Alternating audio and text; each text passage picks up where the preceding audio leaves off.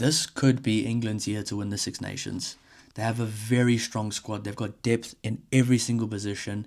And I really think for the likes of Steve Borthwick and his squad there of coaches, it's going to be very difficult to decide who they're going to pick, who's going to be the best people to get the job done, who's going to be the starters, who's going to bench, who's going to be the guys that just miss out on selection. It's going to be tough. But I'm going to be here predicting my 23 who I think they might choose and who I think they will choose, just based on who I want to play and who I think Steve Borthwick will pick. So guys, if you do enjoy the content like this, I'll be doing previews, reviews, full-time reactions, player ratings, everything for the games coming up. So please don't forget to subscribe to help the channel grow. And yeah, guys, just stay tuned with all the content coming. There's going to be a lot. But let's get right into it. So at number 1, I really think they're going to go for Ellis Genge. That's a bit of a no-brainer. I mean, he's one of the informed props right now. He's the informed prop in Europe right now. He is absolutely playing the rugby of his life, and I think get the ball in his hands, let him go. Ellis Genge at number 1 for England. Number 2, I think they're going to go Jamie George, a very experienced guy, a British and Irish Lion, a guy that's been there. He's been a captain of the team, probably one of the vice captains as well. He's a good starter. I think he's a better starter than he is as a bench player. I mean, some players are good starters or both good starting and off the bench, or some are just better off the bench, but I think Jamie George is just a good starter. And the same goes for Joe Hayes, who I think will play at number 3. Joe Hayes has been very good so far this season, and I think he's a guy to look out for this Six Nations, a guy that's probably not talked about enough in this England squad. He's probably not talked about a lot in the last few years, but he's a very good player, and I think he's really stepping up his game recently. So yeah, Joe Hayes. They are going to be missing Will Stewart, but he will come back before the World Cup, and he's a guy that's very important for this England team as well, one of the best props in the world. For the locks, I think they'll go with a combination of Mari Itoje, obviously as captain. The other lock was a bit difficult to choose. There's a lot of good options, but I think I've gone for Ollie Chesham. I think they'll go for Ollie Chesham. He's been playing really well for Leicester Tigers. He's been one of the standout players there. He's becoming a leader. He's becoming a guy that people look up to in the squad. He's becoming a guy that's really leading by example with the way he plays, especially at club level. So I think he was a bit of a no-brainer here to choose. I think he will start this game. Obviously, they might make changes throughout the Six Nations. Obviously, Alex Coles is a great player, but I think he'll be on the bench. But I'll give my reasons why later. At number 6, it was tough because obviously Tom Curry is not here right now. He's not playing. He's injured. He's sent back to Sale to do rehab. So I think they'll go for Guy Pepper, a guy who's been there, a guy who's playing well, a guy who's experienced in that position. I was thinking maybe Greg Visselau. I really wanted to see him play. I don't think he's going to be in the 23. He's still a young guy. He's made his way into the team. I think it's between him and Cunningham South on the bench, but I think they'll probably go with Cunningham South, but we'll get there later. But I think Guy Pepper, the right guy to have at number 6 right now in the absence of Tom Curry. Not a like-for-like replacement, but they do play very similarly. They have a lot of similarities in the way they play. But yeah, Guy Pepper is a good player, and I think he's going to really shock a lot of people that aren't really familiar with this game. Number 7, one of the best tacklers in world rugby, Sam Underhill. I think he's a no-brainer to be the number 7 for England in the Six Nations. He's a guy that just knows how to win big games. He knows how to play in big games. If I think of some of his best performances, it's been against the likes of South Africa. It's been against the likes of New Zealand in a World Cup. This guy knows how to play big games. And he knows how to perform in big games. So I think Sam Underhill is a no-brainer for me at number 7. One of the most overlooked players in the England squad. People don't talk about him enough, and I don't know why. I mean, as a South African that looks from the outside, I think Sam Underhill is so underrated, and he's such a good player. He's so world-class. And the same goes for the number 8. Ben Earl, a really good player with ball in hand, an absolute dynamite ball carrier, gets the work done. And I think this whole loose trio, which you see, which I think Steve Borthwick does like, which is why I predict this is what he'll go with. He likes I don't really know if he cares about how tall or short they are, but he likes the guys that can get to 60 minutes, that have a massive engine, and they can really get stuck into a game for 60 minutes and build a shift, build the innings in a game. These are 3 players that I think are a good example of that, and all 3 really good starters. At number 9, I've gone for Alex Mitchell. I think he's the informed 9 in England right now. I think they have a lot of good number 9 options with Ben Spencer, Harry Randall, Jack van Poortvliet. They have really good options in England right now. Very good 9s. And there's another one from Harlequins. I forgot his name. Played against the Stormers the other day. Phenomenal outing he had that game. So really good 9s to watch. Number 10, I've gone for George Ford. Yes, they have options in Marcus Smith, Finn Smith, and George Ford, but I think based on what we saw at the end of last year, especially 2 years out from a World Cup, you've got to start getting things dialed in, your combinations ready to go for those big tournaments, especially this year being a big year with the Nations Series Cup, or the Nations Cup, and the Six Nations this year. I think George Ford is the right guy for at number 10. He's going to be very clutch with the drop kicks, which is a skill that he has that a lot of people don't have. He's been really good as of late, and I think him and Alex Mitchell are building a bit of a bit of a 9-10 combination there. So yeah, I think that's what they'll go with. Either way, if they go with Finn Smith, they get something good as well in a different way. He's a very different player to George Ford, but I just think George Ford is the guy, if they want to win the Six Nations right now, that they'll go with. At number 12 and number 13, I've gone for Max Ojomo and Henry Slade. I think that will be a very exciting centre pair. And I know Max Ojomo hasn't had too many caps. He hasn't played that much, but I think he's the right guy right now. Obviously, I think Ollie Lawrence is injured right now. Otherwise, I would have tried to get them together, maybe Max Ojomo and Ollie Lawrence. But Henry Slade is a guy, if you need a guy that can kick from far, Henry Slade's your guy. He can get it done for you. He's a really good player. If somehow one of your kickers gets injured, he can slot in there. He's a ball player. He's like a 13 that can play like a fullback / 10 kind of a role. He's a very good playmaker, and if all else fails and everybody gets injured, he can play 10 and he'll be fine. So he's a really good, skillful player. And I think a lot of people underrate him, but he's a very good player. Maybe not as big as other 13s in World Rugby, but he still can run hard lines. He can tackle hard, and he's a great player for England. So I think Max Ojomo and Henry Slade, 12 and 13, that's my opinion. Maybe Steve Borthwick goes with someone else. On the wings, I think this is pretty self-explanatory. I think I've gone for Emmanuel Faye-Waboso at number 11, one of the most exciting players in World Rugby recently.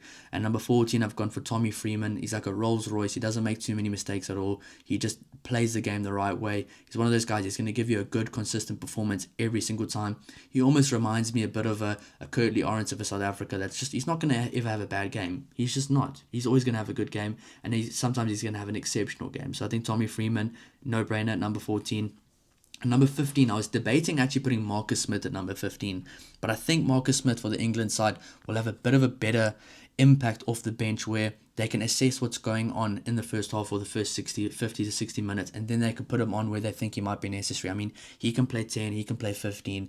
I think if George Ford's going really well and Freddie Stewart's maybe struggling, you could put Marcus Smith at 23. And I think they will put Freddie Stewart at number 15.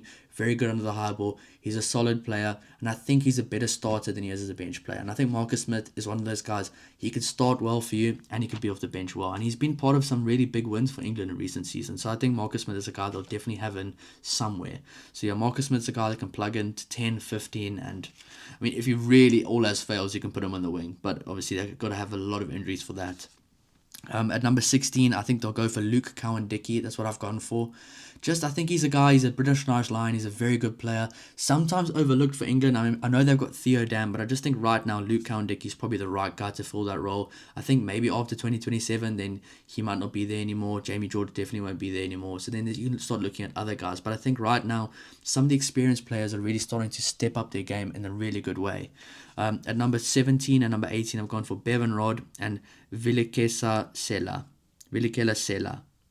I hope I said that name right, but I think those two are the two that will be playing now. Obviously, a few injuries in England's squad in their camp, but I think those two are the two guys on the bench that can maybe work well with Luke Cowan-Dickie to make sure the scrums stay strong and consistent in the second half. Number 19, I've gone for a guy that plays for Northampton Saints. He's got a massive engine. He almost reminds me a bit of Franco Mostert, the way he plays. Not exactly the playing style, but just he's got a massive engine. He's maybe not the fastest guy. He's maybe not the most skillful guy, but he'll get the job done. Alex Coles. I think he's a very, very good player, and I think he's a guy that will be in the England squad every single time they play a big game going into the foreseeable future. I mean, it was very difficult for me to make a decision between him and Ollie Chesham, but I think Ollie Chesham's a good starter, and I think Alex Coles can do really well coming off the bench, and he'll still be a very calm figure in the squad. Number 20, I literally wrote down 3 different names before marking them off. Eventually, I went with Greg Visselau, crossed it off. Now I've gone for Chandler Cunningham himself.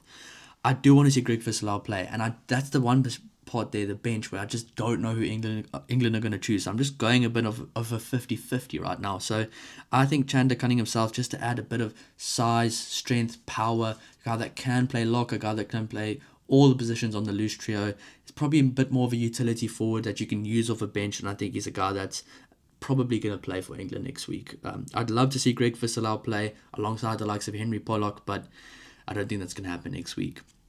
Number 21, speaking of Henry Pollock, I've gone for Henry Pollock.